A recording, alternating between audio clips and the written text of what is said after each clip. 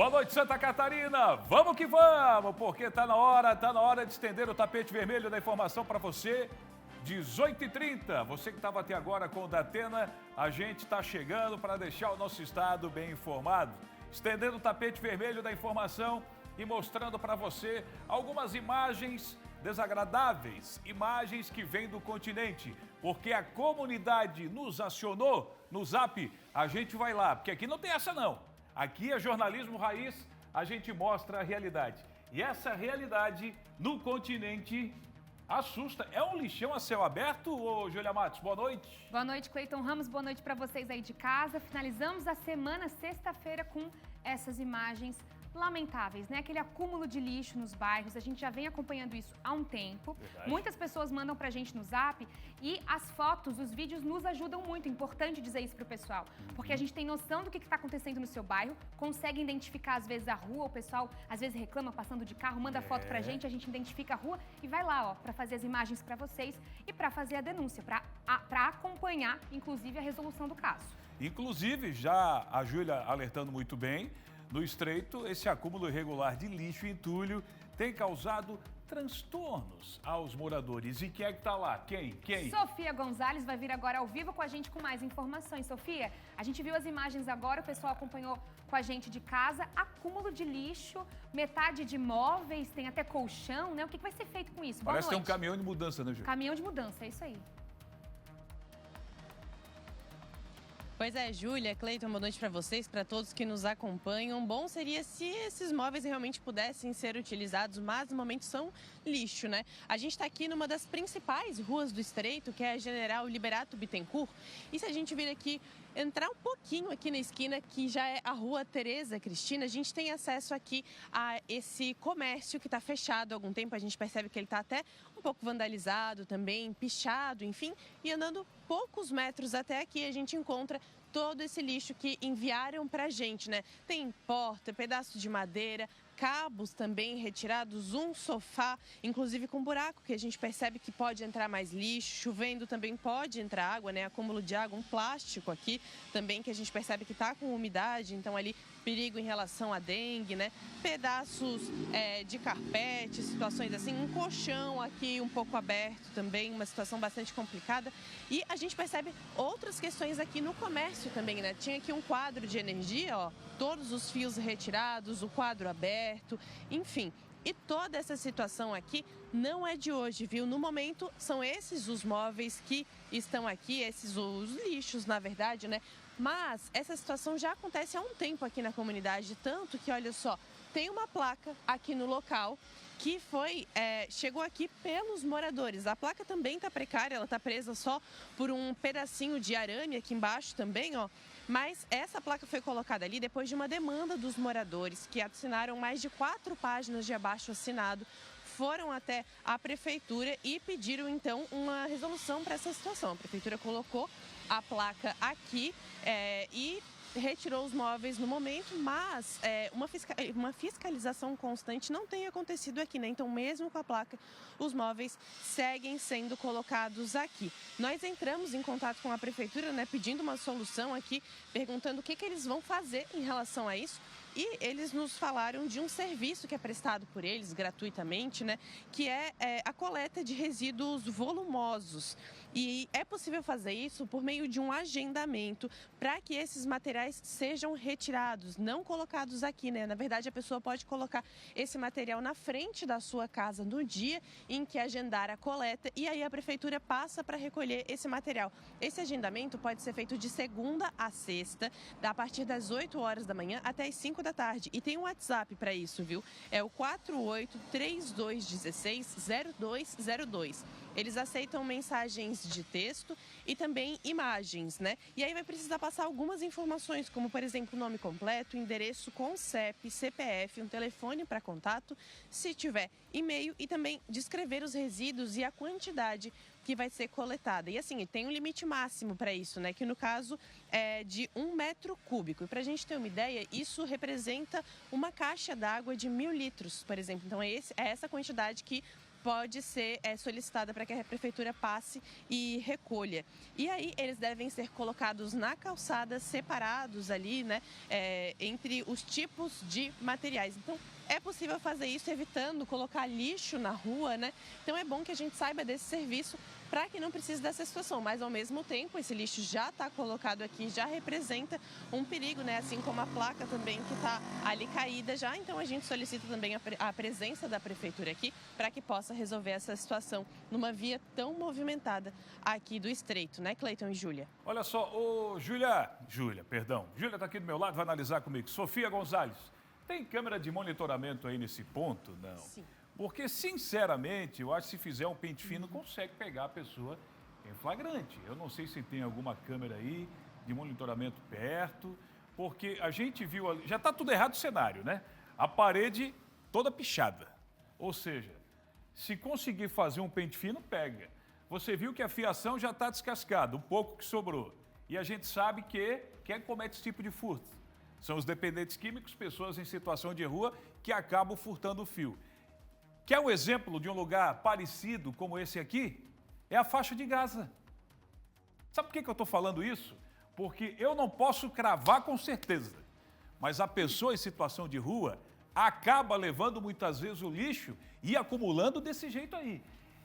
É nítido, é semelhante, bater uma foto agora e ir para a faixa de Gaza, vai estar o cenário igual, apesar da placa. Inclusive, sexta-feira, sexta é hoje. Quarta-feira eu passei lá com o Dionei, na faixa de Gaza, a prefeitura estava trabalhando com uma máquina, parecia uma retroescavadeira, cavando tudo e colocando dentro de um caminhão, porque o acúmulo era igual. Então, é só fazer uma ronda, fiscalizar direitinho que esse cenário consegue mudar. Eu não quero acreditar que pessoas que moram próximas estejam colocando esse lixo aí. Ó, fio descascado, tá lá, a caixa, enfim. Tá com Às cara vezes são dois casos, de ser né, Cleiton? pessoa, hein, de situação aquele de rua. pessoal que age de forma irregular, age de forma criminosa com a cidade, mas também é aquele que não tem informação. Mas para isso, e acreditando na bondade do ser humano, a gente está aqui dando informação para você. Então, aqueles que têm algum tipo de lixo, móvel, qualquer coisa maior dentro de casa, podem fazer o agendamento com a prefeitura no número que a Sofia trouxe pra gente, para não ter esse acúmulo de lixo na rua, porque o pessoal, o que tende a fazer? Não colocar na frente de casa, colocar na rua do vizinho, no bairro vizinho. Eu vou dar um e isso exemplo, complica. viu, Júlia? Eu vou dar um exemplo. Lá no Bela Vista, lamentavelmente, eu tenho amigos que escolheram o caminho errado. E eu conheço um amigo de infância que está na maldita pedra. E a casa dele se transformou igual isso aqui. Exatamente, ó. O pessoal levando tudo, quentura e colocando. Ele levando para dentro de casa. Porque daí ele faz uma seleção para daí ver que destino pode levar ou para o ferro velho. Isso aqui, eu não acredito. Sinceramente, eu não acredito. Agora, se tiver câmera, Júlia, e bem colocado por você, tem pessoas que não têm noção, porque daí entra aquilo que você falou também, né? A pessoa vê um negócio ali, opa, joga ali. Já tem um acúmulo muito grande de lixo. Então, vale a pena fiscalizar, né? Vale a pena fiscalizar. Você sabe que dia é domingo?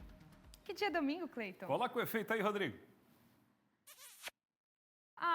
Dia do beijo. Dia do beijo. E para você aí de casa que está assistindo a gente, você quer mandar um beijo para alguém da família, para alguém conhecido, para alguém com carinho? Mande aqui pra gente, mande fotos, mande vídeos, por que não? Mandando um beijo pro seu amado, que a gente vai trazer aqui no Zap.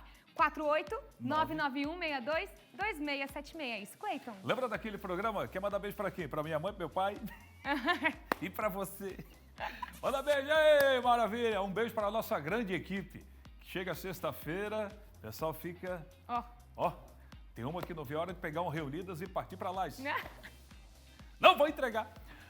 Olha aí, 48991622676. E nessa sexta-feira começou com muitos acidentes. Começou, inclusive, com um susto para quem passava pela serra da Vila Itopava, em Blumenau. Adivinha? Um caminhão carregado de melão e manga tombou na rodovia SC-108 nessa manhã. Olha aí. Tem áudio? Tem áudio ou não, Hermano Bus? Hein, Rodrigo? Sim ou não? Não tem. Mas aí, quando a gente recebeu o vídeo, a mulher falava o seguinte, que filmou: vai tombar. E tombou. Nas imagens é possível ver quando o veículo para na pista antes de tombar. Exatamente. Apesar do impacto, o motorista não ficou ferido. A Polícia Militar Rodoviária informou que o próprio condutor decidiu doar a carga para a comunidade da região. Olha a atitude. Olha a atitude. Porque se ele não tivesse essa boa ação, com certeza o pessoal já ia pegar, né? Sem pedir licença. É sempre assim. Segundo a polícia, a causa provavelmente do acidente teria sido o amassamento de uma das caixas que continham as frutas, que pode ter desequilibrado o veículo no momento de uma curva, levando ao tombamento. O trânsito foi normalizado em seguida. Agora imagina o susto do caminhoneiro, mas é aquele tipo de situação, né? Ele já viu o caminhão curvado, ele pensou, agora vai, não tem erro. E acabou indo, olha só, hoje pela manhã. Impressionante, hein? O Procon de São José notificou a Celesc pela demora no atendimento da agência no município.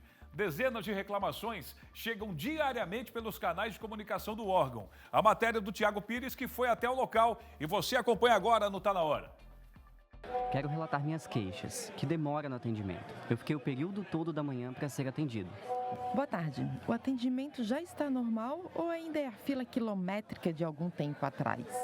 Falta de compromisso com os clientes. Às 3 horas pararam de entregar senhas para poder atender até as 4h30 e assim fechar a agência. A fila enorme, quase 2 horas na fila, e quando chegou 4h30 da tarde, mandaram todo mundo que estava aguardando embora. Essas são apenas algumas das reclamações publicadas em sites oficiais por clientes da Celesc que procuram atendimento presencial na agência de São José. Alguns consumidores relatam mais de 3 horas de espera. Nós tivemos acesso a essas senhas, que são retiradas na chegada da agência. Nelas, já é possível verificar que o tempo de espera passa de 1 hora. Nesse vídeo gravado por um cliente indignado com a espera, é possível verificar a quantidade de pessoas esperando dentro da unidade de São José. Diante disso, muitos consumidores procuraram o Procon. A gente tem recebido várias mensagens pelo WhatsApp, ligações aqui no Procon, e a gente foi verificar em loco e realmente a demora existe e não é pouca, é absurda, é fora do normal. Isso é um serviço que está sendo com uma má qualidade para a população de São José e tem que ser resolvido. O consumidor não pode ficar até 3 horas, né? Até mesmo pessoas com senha preferencial estão passando por esse momento aqui na cidade e a gente não vai permitir isso que aconteça aqui na nossa cidade. O Procon de São José instaurou procedimento administrativo para fiscalizar as providências a serem tomadas e estabeleceu um prazo de 10 dias para que a Celesc preste os devidos esclarecimentos. Por nota, a Celesc informa que está ciente do aumento no tempo de espera para atendimento presencial e reforça que está trabalhando para restabelecer a normalidade o mais rápido possível. Disse ainda que com a recente mudança no sistema comercial da companhia, houve dificuldades pontuais na emissão de faturas de energia e que esse processo já está sendo superado e as faturas estão sendo emitidas regularmente. Na nota diz ainda que o cliente não precisa se deslocar até uma loja física para resolver a maioria das demandas, pois o aplicativo oferece mais de 80 serviços online. Informação rebatida pelo diretor do Procon. O consumidor ele pode até ter outros canais, né? Mas os canais que a Celesc lhe fornece não são todos os serviços que a pessoa precisa. Não adianta ter um canal que o consumidor, que um idoso não tem o acesso ou que não tem uma orientação e uma explicação que possa tirar. O importante é que a Celesc ela dê um atendimento de qualidade no mínimo 8 horas por dia. Hoje a Celesc está fechando 3 horas da tarde na nossa cidade. Nem banco está fechando 3 horas da tarde. Então, assim, a justificativa que o Totem resolve o problema, não está resolvendo o problema. Em relação ao horário, a Celesc informa que algumas lojas de atendimento presencial estão excepcionalmente encerrando o expediente às 15 horas em alguns dias. A medida é temporária e visa otimizar o atendimento, permitindo que todas as senhas distribuídas ao longo do dia sejam atendidas até às 18 horas, evitando a formação de filas e garantindo agilidade no serviço. Agora, resta aguardar o prazo estabelecido pelo Procon para que as providências sejam tomadas. O Procon vai avaliar a resposta, né? Vai analisar todo o entendimento que eles vão dar para a gente, mas a gente vai voltar na fiscalização. Se acontecer e que a resposta não condiz com o que a realidade está mostrando, nós vamos entrar com uma notificação que a Celesc tome uma posição. Do jeito que está, não dá para ficar. E a população de São José que se sentir lesada por esse ou outros problemas relacionados ao direito do consumidor, deve procurar o Procon através do WhatsApp no 48 99679 1944. O serviço é disponível 24 horas ou em atendimento presencial na sede do órgão, na beira-mar de São José, do meio-dia até às 5h20 da tarde. Reforçando atendimento, Zap 48, pode colocar de novo, se possível, ali, Hermano Bus. se possível, finalzinho ali da finaleira, para o pessoal realmente ter essa opção aí. Olha aí, obrigado, Mari. Obrigado, Mari. Quem é que tá aí? A Ellen, é o Cauã também. Equipe boa. Ó, Zap 48 99679 1944, ok? Muito importante esse Zap aí, porque tem gente que está assustada com a conta, né, que vem mais alta, teve um mês que veio mais baixo o valor, e é importante nessas horas você já ter o número em mãos aí e principalmente cobrar um posicionamento da Celesc. Agora a gente vai com mais informações, 18 horas e 45 minutos, que envolve uma família que ficou desesperada, é isso, Júlia? Mesmo, Cleiton Ramos, a gente vai falar dessa família que passou por um momento de desespero no norte do estado, em Araquari. Um bebê de 1 ano e 4 meses precisou ser socorrido após se engasgar com giz de cera. O socorro foi realizado pela Guarda Municipal e bombeiros voluntários. O repórter Renato Santos vai chegar ao vivo agora pra gente para contar essa história. Renato, boa noite. A gente sabe que situações como essa não são tão incomuns. Eu trabalhei por um tempo no Corpo de Bombeiros de São José e lá, durante os 9 meses que eu trabalhei, a gente registrou 2 casos pelas câmeras do local. E é um caso que desespera toda a família, o pessoal procura a ajuda possível, a ajuda que estiver mais próxima, né? E nesse caso, tivemos um final feliz, é isso? Boa noite. Exatamente isso, viu, Júlia? Boa noite para você, para o Cleiton e a todos que nos acompanham aqui na tela do SBT. Pois é, essa família chegou assustada, um verdadeiro susto. São moradores aqui de Araquari e pediram socorro para a Guarda Municipal aqui da cidade. A criança de 1 ano e 4 meses, como você mesmo citou, engasgou com um giz de cera. Hoje, a Guarda Municipal foi visitar essa família e tem boas notícias. O Fabiano está aqui do meu lado, ele que é Guarda Municipal. A criança passa bem, né, Fabiano? Boa noite. Boa noite, eu com o Guarda Jean estivemos hoje na casa da criança para verificar com a família, né? Graças a Deus está bem e a gente se sente satisfeito em poder servir a comunidade dessa maneira. Eu queria que você explicasse para o pessoal de casa como foi que vocês atenderam essa ocorrência. Foi necessário agir rápido para salvar a vida dessa criança? Sim, nós estávamos retornando do patrulhamento com o nosso turno até às 22 horas, em torno de 21h40, fomos abordados pela família, trouxe a criança já toda mola, toda roxa, né? O guarda Jean prontamente pegou a criança, botou de bruços e começou os procedimentos para poder desobstruir as vias aéreas, né? Graças a Deus, colocamos na viatura e deslocamos até os bombeiros voluntários que estavam atendendo um atropelamento aqui próximo. No caminho, a criança acabou expelindo o giz de cera junto com o vômito, né? E acabou respirando novamente. Os bombeiros atenderam, verificaram que estava tudo ok e a família optou em levar eles mesmo para o Hospital Dona Helena em Joinville e a criança para melhor avaliação. Diante de todo esse procedimento que vocês fizeram até a criança se desengasgar, levou mais ou menos quanto tempo? Foi rápido, foi questão de minutos, assim, coisa bem rápida mesmo.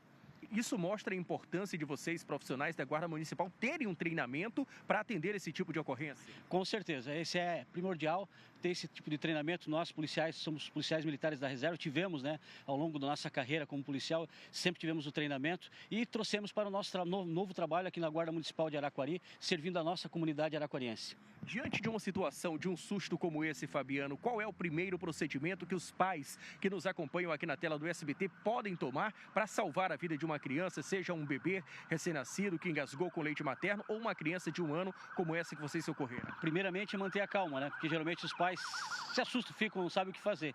E em segundo lugar, é buscar ajuda e procurar virar a criança de bruço e dar os tapinhas nas costas, virar ela novamente, fazer o procedimento até a chegada de ajuda chegar para poder prestar o melhor socorro.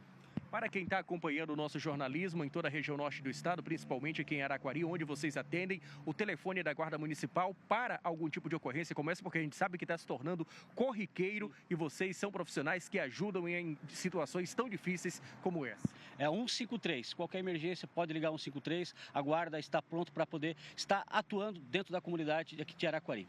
Muito obrigado, Fabiano. Muito obrigado ao Jean. Parabéns pelo trabalho de vocês. Está aí, portanto, Júlia, trabalho desses guerreiros que salvou essa criança de 1 ano e 4 meses. Essa ocorrência foi registrada na última quarta-feira, ali depois das 9 horas da noite. Somente no dia de hoje veio a reconhecimento do público e a gente veio aqui conhecer esses 2 anjos da guarda que salvaram a vida dessa criança. Como falaram, retornaram hoje até a família para saber como essa criança está. A criança passa bem depois depois do procedimento que eles fizeram, algo importante, já que esses profissionais estão passando por treinamentos, são preparados para atender esse tipo de procedimento. Retorno com vocês aí no estúdio.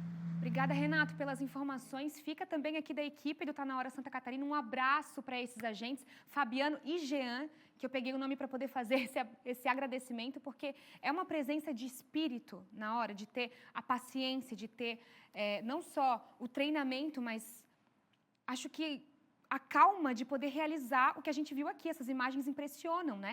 É um bebê, gente. Imagina você ter um bebê na mão e ter que, com as suas mãos, com o seu treinamento, com o seu conhecimento, trazer de volta. Isso é um trabalho lindíssimo que merece muita valorização, né? Lindíssimo. Parabéns para eles. Vamos seguir, pessoal. No sul do estado, a Defesa Civil segue monitorando as cidades que foram mais atingidas pela chuva forte. Algumas delas chegaram a decretar situação de emergência. A Emanuela Justino traz mais detalhes para a gente. A cidade de Imbituba decretou situação de emergência. A decisão foi tomada durante a reunião do gabinete de crise, convocado para definir ações imediatas para minimizar os impactos do temporal. A partir desse momento, a gente está declarando situação de emergência, no município de Imbituba, devido às fortes chuvas que aconteceram nas últimas horas. Através da Defesa Civil, a gente teve essa informação, 126 milímetros de chuva para todo o município. Segundo a Prefeitura de Imbituba, todos os bairros foram atingidos de alguma forma por conta dessa chuva forte, mas a situação foi pior em 3 deles, no Nova Brasília, bairro Mirim e também Arroio. As aulas da rede municipal ontem à tarde, por conta da chuva, foram suspensas e durante essa sexta-feira também. Além disso, a coleta de lixo também sofreu algumas alterações. E aqui é assim, tipo ali o bairro de Nova Brasília, que já é algo que já vem de 10, 12 anos atrás. Deu aquela chuva, vai encher. Mas aí a meia hora a chuva passa, acabou os bueiros, tem toda... Aí quando enche a tendência é papel, é vento que leva folhas, aí vai encher. Por quê? Porque o esgoto não dá conta desse quadro da água. Em Imaruí, a situação também ficou bem crítica.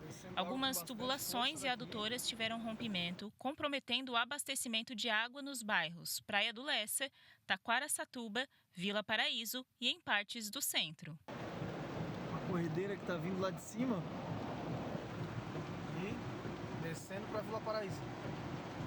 Jaguaruna também registrou transtornos, principalmente na região central, desde as primeiras horas da manhã de quinta-feira.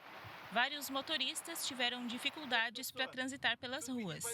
2 casas foram interditadas por conta do risco de desabamento, segundo a Defesa Civil, e os moradores foram para a casa de conhecidos. O órgão segue monitorando as ocorrências na região sul. Desde cedo estamos percorrendo todos os municípios que foram afetados pelas fortes chuvas no dia de ontem, dando uma atenção especial e passando as informações diretamente ao governador do estado, que esteve conosco aqui em Tubarão até por volta do meio-dia, 1h da tarde.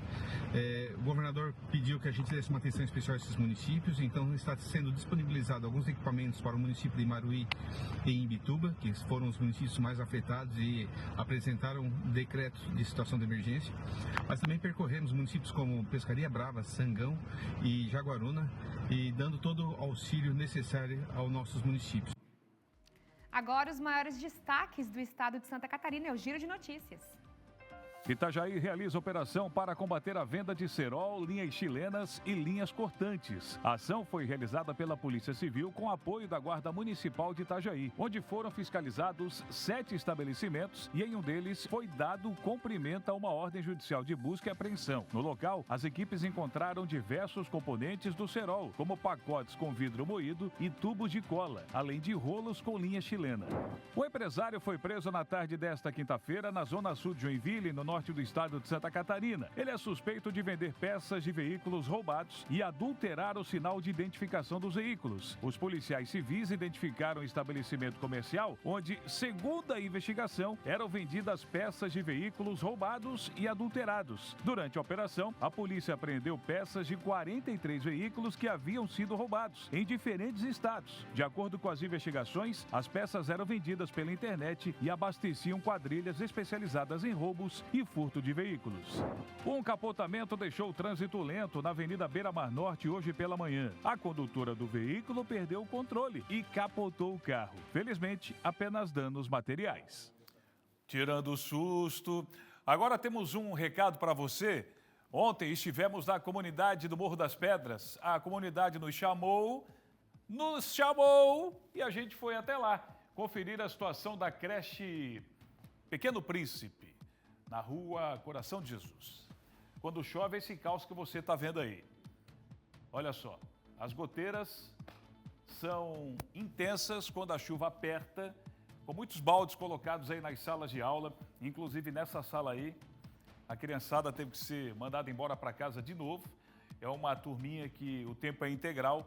Imagina para o pai e para a mãe que deixa o filho lá para poder trabalhar, tendo que ser chamada, né, às pressas para buscar os seus filhos na creche, às vezes até não tendo com quem deixar. E aí nós pedimos um posicionamento, porque essa creche aí, a creche Pequeno Príncipe, ela foi inaugurada em 2023. Em dezembro de 2023, foi inaugurada a creche Pequeno Príncipe. E agora, 1 ano e meio depois, já apresentando problemas. Pois bem, nós recebemos uma nota da Prefeitura, inclusive é importante ressaltar que nós recebemos esse posicionamento quando o programa terminou ontem. Porque antes da gente chegar na creche, a gente já tinha pedido uma nota para a Prefeitura Municipal. E a nota só veio quando está na hora terminou. A Prefeitura Municipal de Florianópolis informou que o Núcleo de Educação Infantil Municipal Pequeno Príncipe, localizado no Morro das Pedras, nessa rua Coração de Jesus, apresenta sérios problemas estruturais, apesar de ser uma construção recente. Durante vistorias técnicas, foram identificadas falhas na qualidade dos materiais utilizados e na execução da obra, contrariando normas técnicas. As chamadas patologias construtivas vêm se agravando, comprometendo a segurança de alunos e também servidores. A empresa responsável pela obra foi formalmente notificada com base no artigo 618 do Código Civil, que prevê a responsabilidade do construtor por defeitos durante o período de garantia. No entanto, não houve retorno da empresa até o momento. Enquanto tramita a ação judicial contra a construtora, a Prefeitura, por meio da Procuradoria-Geral do município, protocolou o pedido à Justiça solicitando autorização para realizar os reparos com recursos próprios, sem prejuízo de posterior cobrança judicial à empresa. Paralelamente, a Secretaria Municipal de Educação anunciou que iniciará reparos emergenciais nas calhas da unidade, assim que as condições climáticas permitirem, além de outras intervenções necessárias para garantir a segurança na escola. E é claro que a gente vai acompanhar de fato se essas melhorias vão acontecer. Se tem um problema na sua comunidade, é só mandar zap para a gente no 489-9162-2676, que a gente vai pessoalmente, ou eu, a Júlia, aí na sua comunidade, para conferir de perto, ok? Combinado? A gente está aqui à sua disposição. Na Serra Catarinense, o homem foi denunciado pelo Ministério Público por armazenar e compartilhar cenas impróprias de crianças e adolescentes. Jaguara. A ação penal da 12ª Promotoria de Justiça da Comarca de Lages aponta 2 crimes que teriam sido supostamente cometidos pelo homem. Suene de Liz tem detalhes agora. Esse homem de 35 anos foi denunciado por armazenar e compartilhar conteúdo de pornografia infantil. Ele é morador aqui da Serra Catarinense. Toda a investigação partiu a partir do momento em que uma pessoa que recebeu esse conteúdo por mensagem procurou as autoridades, então disponibilizou, entregou o seu celular para análise. Depois disso, o Ministério Público cumpriu mandados de busca e apreensão na casa deste homem, encontrou grande quantidade de material ilícito. Na denúncia, é apontado que o homem usava perfis falsos de rede social para conquistar aí a confiança das pessoas e encaminhar essas mensagens, fotos e vídeos impróprios. A informação é de que a denúncia do Ministério Público contém, então, 2 crimes, cita 2 crimes previstos no Estatuto da Criança e do Adolescente. O crime de oferecer, disponibilizar, compartilhar conteúdo de pornografia infantil e também outro crime de armazenar esse tipo de conteúdo impróprio. A informação importante é de que a exploração sexual de crianças e adolescentes, é importante ressaltar que é crime e deve ser denunciada. A denúncia pode ser feita de forma anônima pelo Disque 100, 24 horas por dia, todos os dias da semana, inclusive fins de semana e feriados, e é garantido o sigilo. Volto com vocês. Olha, se tem um negócio que me irrita, eu acredito que irrita principalmente as autoridades, porque todo crime a autoridade vai com sede de justiça para fazer a punição. É crime contra criança e adolescente na internet. Por isso que a educação da internet tem que começar desde cedo. Às vezes o pequeno está lá jogando, você já tem que dar uma monitorada, porque é ali que começa a criança a ser induzida e a ser assediada muitas vezes, porque é aquilo que a gente sempre fala, Júlia. A internet é muito boa para conhecimento. Resta saber para que lado você quer abrir a janela, ou para o lado bem ou para o lado mal. Agora, desde cedo, você que é pai sabe do que eu estou falando, tem que acompanhar o que seu filho está acessando. Uso responsável, né, pessoal? Agora, mudando de assunto, você aí de casa já declarou o imposto de renda? É importante fazer esse processo da forma correta para não acabar caindo naquela temida malha fina da Receita Federal. É isso, Cleiton? O leão pega, hein? O leão Esse pega. leão pega. Bora lá conferir reportagem? Tá chegando a hora de declarar, hein? Alguns critérios podem levar à obrigatoriedade de declarar o imposto de renda.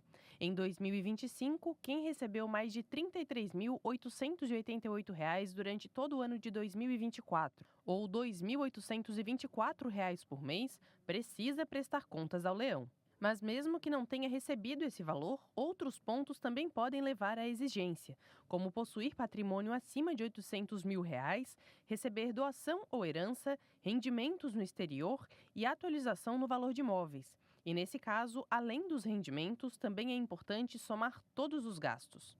Juntar também todas as suas despesas médicas, com plano de saúde, previdência complementar. Segundo o contador, o contribuinte que tem apenas uma fonte de renda e não tem muitos bens a declarar, pode se aventurar a fazer sozinho, já que o sistema tem recursos de proteção. A pessoa pode fazer via sistema e até, eventualmente, se ela cometer, por exemplo, a opção da dedução de 20% que o sistema permite das suas despesas. Se, por exemplo, esse valor for maior e ela não utilizar, o próprio sistema da Receita vai dizer, olha, você está tributando mais imposto aqui, deseja fazer?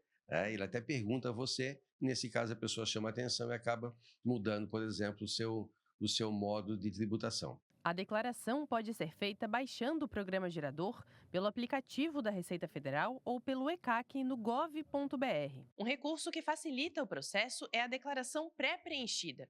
Ela é um modelo que já vem com alguns dados inseridos pela Receita Federal, como, por exemplo, rendimentos, despesas e bens. Mas mesmo utilizando esse recurso, é necessário revisar as informações e, se necessário, complementar o que não foi inserido automaticamente pelo sistema. Isso para não acabar caindo na temida malha fina, ou seja, apresentar inconsistências ou irregularidades na declaração. Por exemplo, a pessoa ganhou R$100 mil no ano, mas ela enriqueceu 150 mil, aumentou seu patrimônio de 150 mil. A Receita vai colocar essa pessoa em malha, vai dizer, mas espera aí, como é que você ganhou 100 mil e aumentou seu patrimônio de 150 mil? Uma outra malha fina que acontece com muita frequência, por exemplo, você faz um serviço autônomo lá em janeiro do ano passado, fez. E aí você tem uma nota fiscal que essa empresa forneceu para a Receita e você acaba esquecendo de trazer essa informação agora. Nessa situação, é preciso estar atento e corrigir as informações. Caso você não faça, ela vai te notificar. Aí a multa, que é mínima de 20%, que é a multa chamada espontânea, ela sobe para no mínimo 75%, ela sobe bastante. E em alguns casos, mesmo sem a obrigatoriedade de declarar, pode valer a pena fazer para receber algum valor, como na situação de quem foi demitido no último ano. Mas se ela teve uma retenção de uma renda tributável, ela tem que fazer a declaração para pegar esse dinheiro de volta, senão esse dinheiro fica preso lá no governo e ele não vai te devolver. Mais informações, dicas no nosso portal SCC10. Agora, para falar sobre a política do Estado, eu me reúno ao meu querido Roberto Azevedo para falar sobre a batalha entre o governador Jorginho Melo e o ministro dos Transportes, Renan Filho, que virou assunto das últimas horas em Santa Catarina. Boa noite, Roberto. Boa noite, Júlia. Boa noite a você que nos assiste. Foi tudo feito pelas redes sociais. Ontem à noite, o ministro Renan Filho, dos Transportes, disparou contra Jorginho Melo e o secretário Gerry Comper, da Infraestrutura e Mobilidade de Santa Catarina, que é do mesmo partido dele, o MDB. E aí foi aquela confusão. Vamos ver o que cada um deles disse Renan Filho e depois a resposta do governador Jorginho Melo. O governador Jorginho e o secretário Gerri nunca mostram os investimentos que eles fizeram em Santa Catarina. Eles só mostram projetos. Vão fazer, vão fazer, vão fazer. Em 22, o Bolsonaro investiu em Santa Catarina, em toda a malha federal, 307 milhões de reais. Em 23, o primeiro ano do governo do presidente Lula, nós investimos 927 milhões de reais. 3 vezes mais. Que audácia, hein, ministro? Tem que me seguir no Instagram, @Jorginho Melo. Ministro Renan, não vou me alongar aqui. Estou mandando esse mapa para você acompanhar tudo. E vou te procurar para uma proposta para o Morro dos Cavalos. Combinado? Pois é. Hoje, final da tarde, pouco antes da posse de Vanessa Cavalazzi, nova Procuradora-Geral de Justiça, chefe do Ministério Público de Santa Catarina, Jorginho Melo explicitou. Diz que quer criar uma alternativa para o Morro dos Cavalos, que seria uma outra estrada paralela que poderia ser financiada parte pelo governo de Santa Catarina, com aqueles 380 milhões que o governo reteve lá, federal, que foram dos cofres de Santa Catarina no governo Carlos Moisés para duplicar rodovias, e a outra parte o governo federal. Esta é a proposta que vai estar à mesa. Mas amanhã, Júlia, tem ponto e contraponto, e é a presença da secretária da secretária Daniele Amorim, secretária de Justiça e Reintegração Social. Ela vai falar sobre como pode se ressocializar um preso e disse, inclusive, como funciona a remuneração deste detento que trabalha na penitenciária. Vamos ouvir. Desse um salário mínimo por mês, 25% fica para o fundo rotativo da regional, onde esse dinheiro reverte para a unidade prisional. É desse 25% que houve um anúncio ainda recente por parte do governador Jorginho Melo, dos 28 milhões arrecadados somente no ano de 2024. Ou seja, é um retorno também para a sociedade que está pagando esse preso, que está pagando a custódia desse preso que está dentro da unidade prisional. O outro 75%, 25% vai para uma poupança, para que ele, quando sair, ele leve esse dinheiro, e 50% ele pode ajudar a sua família e ajudar a custear as questões básicas que ele tenha dentro da unidade prisional. Amanhã, 7h20 da noite, depois do Tá Na Hora Nacional. Interessante que ela fala sobre outras coisas, viu, Júlia? A questão das 8 mil novas vagas no sistema prometidas, a desativação de parte da penitenciária estadual de Florianópolis, por que aquela penitenciária industrial de São Bento do Sul ainda não entrou em funcionamento, que nós mostramos aqui no Tá Na Hora. Tudo isso amanhã, aqui na tela do SCC-SBT, 7h20 da noite. Certo. Muito obrigada, Roberto, pela participação. Fica aí o convite para o pessoal para o seu sábado à noite. Obrigada. Dito isso, bom fim de semana para todo mundo. Até para o Cleiton. Até para o Cleiton. Inclusive, vou até o Cleiton neste momento para a gente se reunir e conversar um pouquinho. Tu tem para me falar alguma coisa, vem. Eu tenho. Quero agradecer o carinho do Roberto com a minha pessoa. E você sabe que, rapidamente... Ó, o Roberto aí. Beijo, Roberto. Hoje é dia do beijo, viu? Beijo. Beijo. Domingo é dia do beijo, Roberto. Beijo. Pronto, já antecipando para hoje. Tá antecipando. Claro. Um beijo, Roberto. Tá bom. Eu quero convidar o pessoal a acessar o SCC-SBT, que lá tem uns bonequinhos, né, dos apresentadores. O da Júlia já está lá, o meu entrou ontem ou anteontem. E semana que vem vai entrar o bonequinho de quem? Do Roberto Azevedo. Muito legal, muito bacana. Acesse lá, estou ansioso para ver o bonequinho. Também estou ansiosa para saber. Inteligência artificial junto com o SCC-SBT. A da Júlia já está lá. Eu entrou já tô ontem, lá. Né? Entrou hoje, eu acho. Hoje? Foi ontem? Acho que foi ontem. Eu vi hoje. Bom, acesse Mas é lá. isso, vocês acessam, vocês vão de ver, todos os vão apresentadores conferir. E o do Roberto Azevedo semana que vem, hein? É isso Tô ansioso. mesmo. Bora no Zap? Pra gente. Vai lá. Josiane de Lages, boa noite, Cleiton e Júlia. Quero mandar um beijo pra minha neta, Ana Lara. Opa! Ah, que coisa querida. Esse pessoal, a voz. Olha aí, tem até olha. foto. Um beijo pra Ana Lara, lindíssima. Princesa, um beijo pra você. O Maicon, boa noite. Quero mandar um beijo para a minha mãe, a Maria Helena. Tem a fotinha da dona Maria Helena? Sim ou não? Se não tiver, não tem problema. O que vale é o registro. Maria Vai, Helena, Júlia. um beijão pra você. Luciane de Criciúma, boa noite. Quero mandar um beijo para o meu esposo Luiz e para os meus filhos Wesley e Jonathan. Um beijo para vocês do SCC Tá Na Hora. Ai, que coisa querida, um beijo para você também. Analice de Criciúma, boa noite, Cleito e Júlia. Hoje é o dia do beijo, na verdade é domingo, mas a gente está antecipando hoje, não tem problema. Vou mandar para esses 4 homens que eu amo muito. Meu marido Genival e meus filhos Giovanni, Ramon e Otávio. Beijo para vocês, meus amores. Essa é bendita entre os homens, né? Exato, Ao contrário. mandou uma Olha fotinha aqui. aí, família linda. Aí um salgadinho agora, 10 aninhos do Otávio aqui, ó. Festinha lá do Otávio. É, que legal. Maravilha. Um beijo Olha pra só, família. eu quero mandar um beijo para minha família, para todos, que a família é grande, e para o Lourenço, meu filhão, e para minha esposa Janine. Coisa querida, então eu vou mandar um beijo pro meu irmão, Heitor, que está fazendo 20 anos hoje.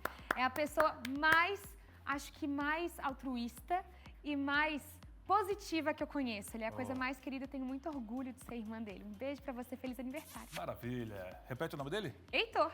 Heitor, um beijo, meu querido. No seu coração, um abraço de todos nós. Um abraço para o Michel, que está em Blumenau acompanhando a gente aí no Tá Na Hora. Aê, agora uma informação rápida para os moradores de São José.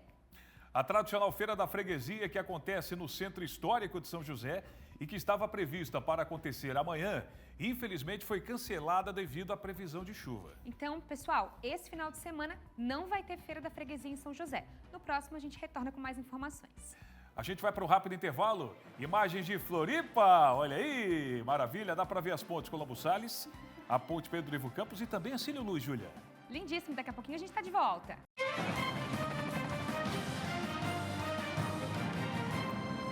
Tá na hora de volta. Vem com a gente, Santa Catarina, com muita informação como essa. Um falso sequestro foi descoberto pela Polícia Civil no sul de Santa Catarina. O motivo da fraude? Adivinha? As apostas online. Sofia Gonzalez conta detalhes agora pra gente, Sofia. Pois é, Cleiton, a Polícia Civil descobriu um falso sequestro criado por um estudante de medicina no sul do estado. Esse jovem, fingiu ser mantido como refém em Nova Veneza para poder extorquir dinheiro da família. O delegado à frente do caso, Luiz Otávio Pullman, falou no que essas investigações resultaram. As diligências investigativas, então, apontaram que o rapaz não era a vítima, e sim era o autor de extorsão. Por quê? Porque ele forjou toda essa história de que estaria sequestrado a fim de extorquir valores de seus familiares, principalmente de sua irmã, residente na cidade de Goiânia. O delegado ainda comentou sobre a situação em que esse jovem foi encontrado. No início da tarde, as investigações levaram ao encontro do veículo no qual o estudante estava bem tranquilo, passeando pela cidade de Araranguá e fazendo então essas ligações para sua irmã em Goiânia, nas quais ele se dizia que estava sequestrado e que os sequestradores exigiam o pagamento de R$40 mil.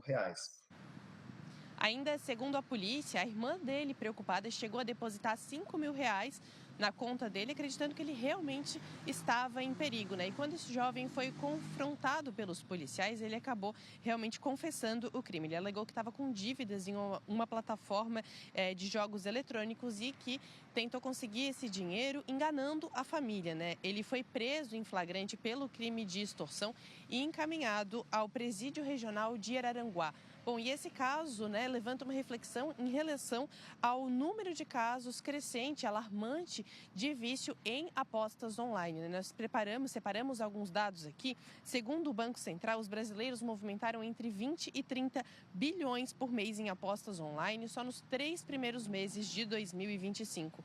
E a estimativa anterior era de 20 bilhões mensais em 2024. E 63% dos apostadores já comprometeram a renda com apostas, 23% deixaram de comprar roupas, 19% cortaram gastos em supermercado e 11% pararam de investir em saúde para investir em apostas. Cleiton. Sofia, os números que você está trazendo aqui provam que a pessoa dependente do jogo, ela é tão dependente quanto uma pessoa viciada em droga, que ela acaba deixando de fazer exatamente o que você colocou nessa lista aí. Deixa de cuidar da saúde, deixa de honrar com as suas obrigações, para você ver o que é o vício de um jogo. Obrigado, Sofia. Lamentável é que esse jovem brincou com o sentimento da própria família. Apesar da dependência, ele brincou com o sentimento da própria família. Que triste, né? E revoltante, tá louco. Um servidor público de São Francisco do Sul, no litoral norte do estado, foi indiciado por desviar dos cofres públicos da prefeitura quase R$500 mil. R$500 mil, perdão. Esse homem teria desviado dinheiro na própria folha de pagamento.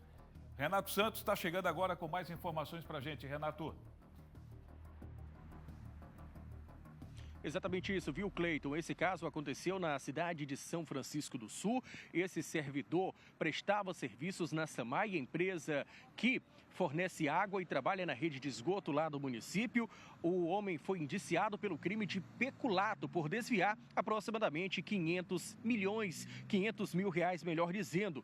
Ele exercia o cargo comissionado de coordenador geral, trabalhou no órgão entre 2023 e também 2024. Foi a própria prefeitura que verificou que havia indício de fraude na folha de pagamento e procurou a Polícia Civil. Os valores, segundo a prefeitura e também a polícia, eram depositados diretamente na conta bancária desse ex-funcionário. Agora, diante da conclusão desse caso, o Ministério Público de Santa Catarina deve oferecer denúncia contra esse ex-funcionário. Por meio de nota, a Prefeitura de São Francisco do Sul disse que após a conclusão do procedimento e diante também das evidências apuradas, esse servidor foi exonerado e esse ato já foi divulgado no Diário Oficial do município nesta sexta-feira. A nota ainda diz que, diante dessa medida, a Prefeitura reforça o seu comprometimento com a fiscalização interna e também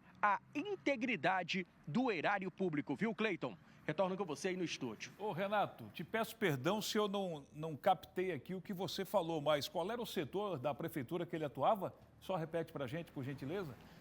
SAMAI, que trabalha com a rede de água e esgoto do município de São Francisco do Sul, Cleiton. Senhor, tá certo, Renato. Obrigado pela sua participação. 19h19. Ô, Júlia, diria o saudoso amigo meu, Miguel Livramento, 19h19. É a hora da coincidência, Júlia. É hora da coincidência, Cleiton, porque a gente vem com outro caso, também de servidores, também de prefeitura. A Prefeitura de Lages abriu uma investigação para apurar a conduta de um servidor comissionado que teria sido visto frequentando aulas da faculdade durante o expediente de trabalho. O processo administrativo instaurado pode resultar até mesmo na demissão do servidor. A Suiane de Lis traz mais informações. A investigação foi iniciada a partir de uma denúncia recebida de que o servidor comissionado Leandro Branco Lemos, conhecido como Leandro do Amendoim aqui na cidade, ele estaria frequentando aulas em uma faculdade aqui da cidade em horário de expediente de trabalho, no período da manhã. Leandro hoje é funcionário da Secretaria de Agricultura e Pesca e já foi ex-vereador aqui na cidade. A informação do chefe de gabinete, Samuel Ramos, é de que imediatamente foi aberto o processo administrativo e que a prefeita, Carmen Zanotto, não tinha ciência do ocorrido até o recebimento da denúncia. A informação também prestada à equipe da Rádio Clube de Lages é de que existe uma previsão legal de que servidores comissionados possam, então, realizar graduações no mesmo horário de trabalho, desde que isso seja, então, o horário compensado depois. Além disso, deve existir uma previsão de uma deliberação por parte do gabinete e das secretarias. Agora, tudo isso deve ser apurado. A informação é de que o processo administrativo pode resultar em algumas sanções, como advertências, descontos salariais ou até mesmo a demissão do servidor. Volto com vocês. Agora, que situação, né? Que vergonha. A gente vai acompanhar esse processo administrativo em Lages e segue com mais informações por aqui. Agora, com a proximidade da Semana Santa, o Imetro de Santa Catarina está de olho nos produtos mais procurados nessa época do ano. A gente está falando de ovos de Páscoa e os pescados, né? Aqueles que a gente faz na ceia com a família. A fiscalização faz parte de uma ação nacional coordenada pelo Imetro, com o objetivo de proteger os consumidores e garantir práticas justas do comércio. Eu mesma acompanhei hoje uma fiscalização, olha só.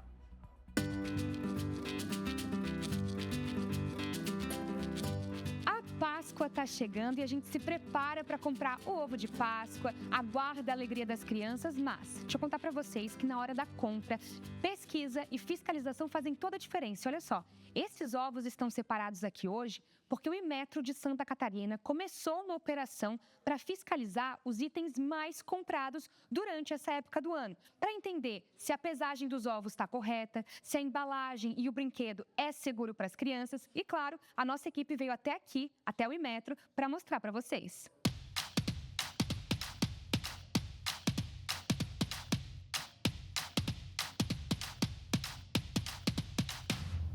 Essa operação é muito importante porque é uma segurança para o consumidor. É muito difícil para o consumidor, no momento da compra, saber se aquele ovo, de fato, ele tem 300 gramas, né? Se aquele peixe congelado, ele está com 1 quilo, de fato, né? Então, o Inmetro fiscaliza esses produtos para assegurar que o consumidor vai levar para casa a quantidade certa. E as equipes são espalhadas pelos comércios e laboratórios do estado. Havendo indício de irregularidade nos produtos encontrados nas fábricas ou no comércio, ele é coletado uma amostra para trazer para laboratório. Normalmente, quando o produto vem para laboratório, já, na maioria das vezes, já há um indício de irregularidade, já há uma constatação de que teve um peso abaixo do tolerado. E a partir disso, o que é feito? Bom, aí o Inmetro faz um convite para que o responsável do produto, responsável pelo acondicionamento do produto, venha acompanhar a perícia oficial. Mas antes do coelhinho chegar, as celebrações religiosas também promovem a comercialização dos pescados congelados. E aqui não passa peixe com gelo. A legislação do Inmetro ela é muito clara. Ela diz que o fabricante ele deve colocar o peso líquido do pescado congelado. Então, se ele vai vender um quilo de filé de peixe, aquele quilo tem que ser livre já, descontado o gelo e a embalagem. As fiscalizações devem seguir até a última semana antes da Páscoa. Até lá, os produtos irregulares serão multados e as empresas notificadas. Constatando irregularidade, a empresa é autuada, vai responder a um processo administrativo e pode vir a ser multada no final do processo. O produto, o produto ensaiado ele pode ser retirado pela empresa que trouxe para análise.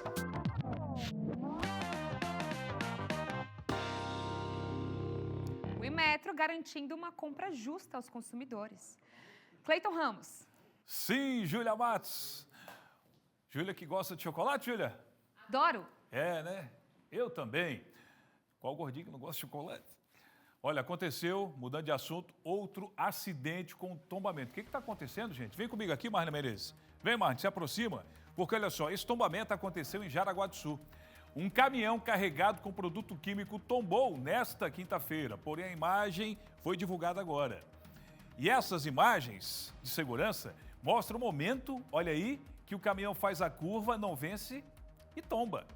O motorista da carreta perdeu o controle da direção ao fazer essa rotatória que você está vendo aí. Mais uma vez para você, olha só. Ele foi fazer a rotatória, não venceu e o caminhão tombou sobre a ciclofaixa. O veículo transportava Voranol. E aí você em casa deve estar se perguntando, é perigoso? Não, não é. Não é classificado como produto químico de risco e não houve vazamento. A Defesa Civil e os bombeiros voluntários prestaram atendimento na ocorrência na Barra do Rio Molha. Apesar do susto, ninguém se feriu. Agora, impressionante a sequência de caminhões que estão tombando. Você viu o primeiro, aliás, que foi no final de semana, no Morro dos Cavalos. Esse foi ontem, em Jaraguá do Sul. Hoje pela manhã, teve um também em Blumenau. Impressionante a estatística em menos de uma semana. Tomou posse hoje a primeira mulher a chefiar o Ministério Público de Santa Catarina, um feito e tanto. E para falar a respeito desse assunto, a comentarista de política do SCC-SBT, Sol Arrutia, acompanhou e traz os detalhes agora aqui no Tá Na Hora, quando são 19h26. Momento histórico em Santa Catarina, quando pela primeira vez uma mulher assume o comando do Ministério Público catarinense. Vanessa Cavalassi é a primeira Procuradora-Geral de Justiça, assumindo para o biênio 2025-2027. Em cerimônia bastante prestigiada aqui na Assembleia Legislativa, com a presença de 4 ministros do STF, STJ, TST, além do governador do estado, vice-governadora, representantes dos demais poderes, autoridades do judiciário estadual e nacional e autoridades políticas. Vanessa assume com o compromisso de fortalecer a instituição, dar continuidade às ações, foco ao crime organizado, a regionalização do Ministério Público, levando suas ações mais próximo do cidadão catarinense. É uma grande responsabilidade, tanto pelo fato de eu ser uma mulher e, de uma certa forma, representar tantas de nós que têm mais dificuldade de chegar a esses cargos de poder. Mas nós temos grandes desafios temáticos em termos de Santa Catarina. O combate à organização criminosa, o combate à violência doméstica, ao feminicídio, a especialização, o aprimoramento do combate à corrupção, são 3 vertentes que nós pretendemos levar adiante. Escolhida pelo governador Jorginho Melo, Vanessa, que é a primeira mulher a comandar a instituição, terá também um olhar diferenciado para as questões femininas no Estado, ao exemplo do combate ao feminicídio. A partir de segunda-feira, a constituição de um mapa do feminicídio em Santa Catarina. A ideia é que a gente saiba quem são essas vítimas, quem são esses agressores, quem são as crianças que são também vítimas colaterais disso tudo e quais são, portanto, as políticas públicas que a gente precisa ter em ordem de diminuir esse fenômeno.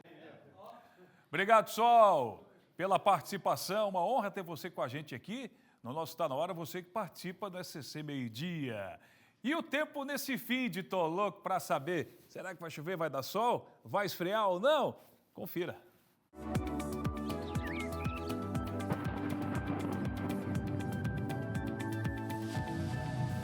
Temos boas notícias nesse sábado para algumas regiões, viu? A instabilidade mais intensa se afasta agora para o mar e as regiões do Vale do Itajaí, Serra e Planaltos terão dias mais ensolarados. Então, a chuva começa a se afastar. No litoral, o sol até aparece, mas sempre entre muitas nuvens. E ainda pode rolar uma chuva rápida daquelas passageiras, sabe? Agora, se você está no oeste ou extremo oeste, atenção! O dia já começa com risco de temporais isolados por conta de um sistema de baixa pressão. Então, vale ficar ligado. As temperaturas pela manhã ficam entre 10 e 21 graus e à tarde sobem um pouco mais, variando ali entre 20 e 27 graus. O mar ainda fica agitado, alerta para os navegantes. Vamos dar aquele giro nas regiões catarinenses? Extremo oeste com máxima de 25 graus neste sábado, mínima de 13, chuva por lá. 24 graus de máxima no Vale do Itajaí, Serra Catarinense com máxima de 23, o sol vai ficar por lá durante o dia, norte de Santa Catarina com máxima de 24 graus, mínima de 13, litoral com máxima de 25 graus, mínima de 13, aquela chuvinha no final do dia, aquele temporal que cai quando a gente não está esperando, e aqui, ó, região sul de Santa Catarina com máxima de 25 graus. E as cidades mais pedidas por vocês estão aqui no nosso Tá Na Hora Santa Catarina. Vamos dar uma olhada? Ó, neste sábado, São José com máxima de 24 graus, um solão aqui na Grande Florianópolis. Xanxerê com máxima de 23 graus neste sábado. Blumenau no Vale com máxima de 24, mínima de 16. Brusque com máxima de 26, vai ficar aquele dia mais nublado por lá. E Criciúma com máxima de 26 e mínima de 16. No domingo, pessoal, dia 13, a frente fria dá mais cara e traz instabilidade para todo o estado. Então, a chuva começa cedinho no oeste, Planalto Sul e no sul do litoral. E à tarde chega outras regiões. Pode chover forte em alguns pontos, então vale se preparar. Mesmo com tempo instável, as temperaturas sobem bem e pode fazer até 30 graus na Grande Florianópolis e no litoral sul. Vamos dar aquele giro? Neste domingo, Palhoça na Grande Florianópolis com máxima de 25 graus, Chapecó com máxima de 24, com chuvinha garantida, Botuverá com máxima de 26, Laguna com máxima de 24, chuva no final do dia também, e Major Vieira com máxima de 23, mínima de 14 graus. Agora a gente vai para o intervalo, mas daqui a pouquinho a gente está de volta com mais informações, imagens na sua tela de Balneário Camboriú. Olha que coisa mais linda, daqui a pouquinho a gente está de volta.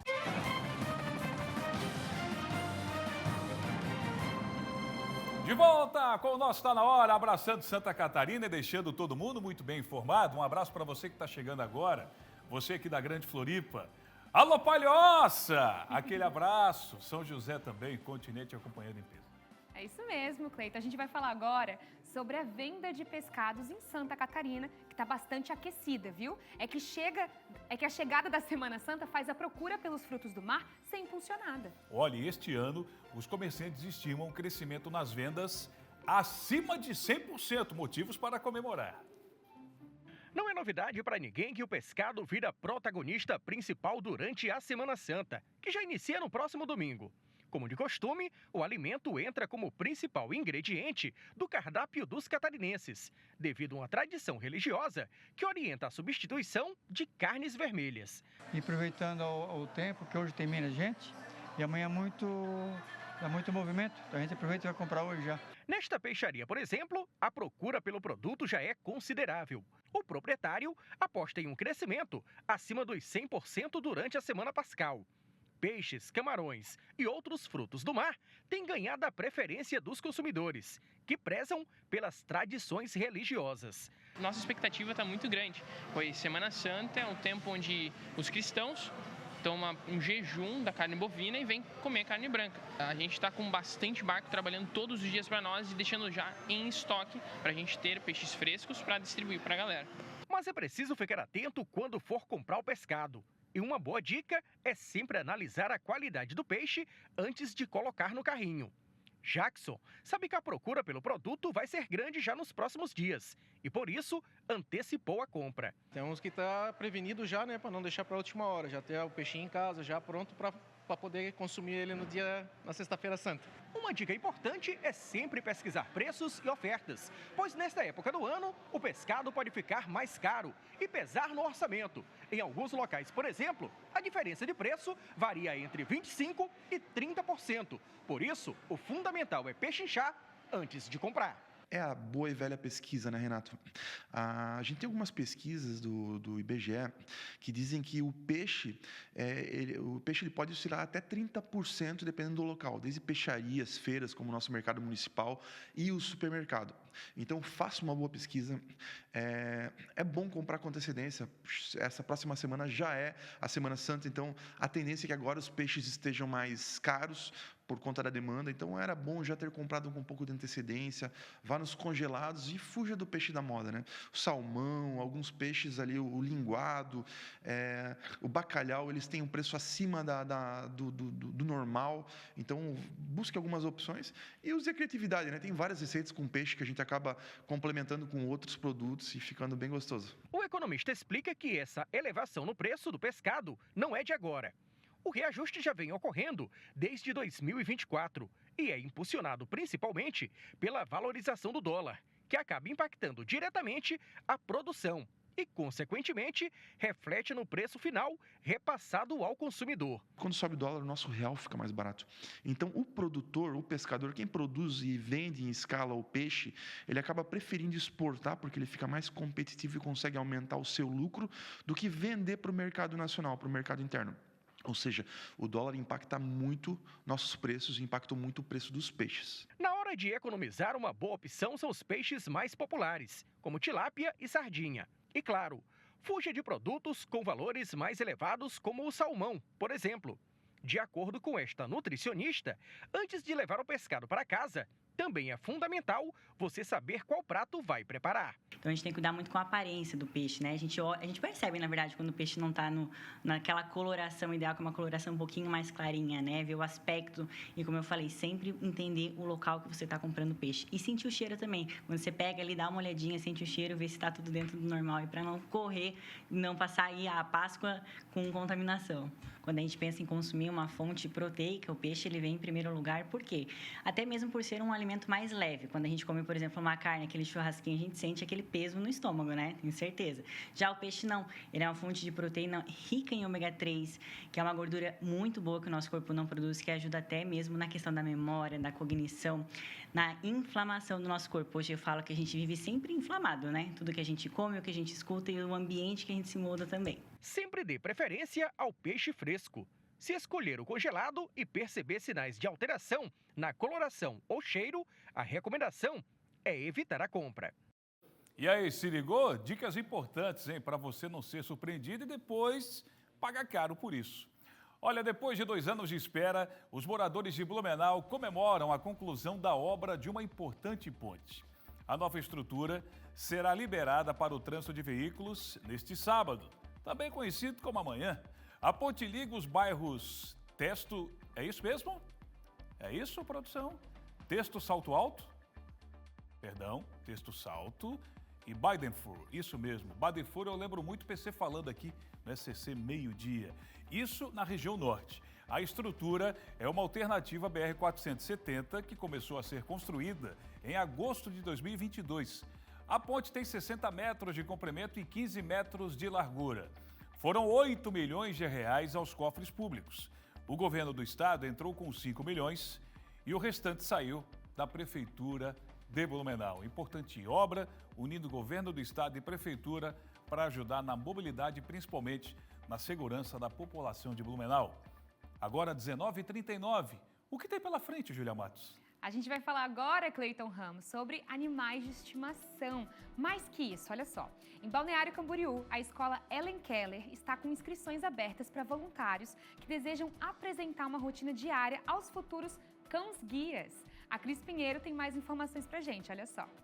A escola está com inscrições abertas para voluntários socializadores aqui da região de Balneário Camboriú, Itajaí, até a cidade de Porto Belo. Os interessados, claro, têm que ter disponibilidade de tempo, serem maiores de 18 anos, uma residência segura e, claro, gostar de animais. Ter disponibilidade, inclusive, para levar o cão consigo e dar banho e buscar ração na escola, entre outras atividades. O período de socialização tem duração de 15 a 18 meses e o socializador conta com as orientações do suporte da escola.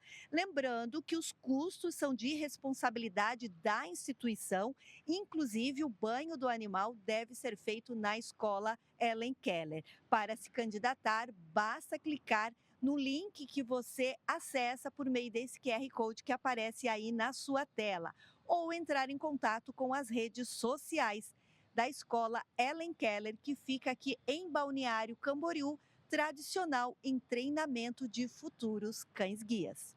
Volto com você ao estúdio. Que imagens lindas, né, desses cães-guias. Maravilhoso. A gente vai agora com o Cleiton Ramos, vou me direcionar aqui a ele, porque o pessoal continua mandando beijos pra gente por causa do Dia do Beijo neste domingo. Pra quem tá chegando agora, este domingo é Dia do Beijo. É. E aqui no Tá Na Hora Santa Catarina a gente mostra as felicitações de vocês e as fotos que vocês mandaram. Olha só, a gente tem efeito aí do beijo novamente, ô Rodrigão? Solta aí. O pessoal tá beijoqueiro, né?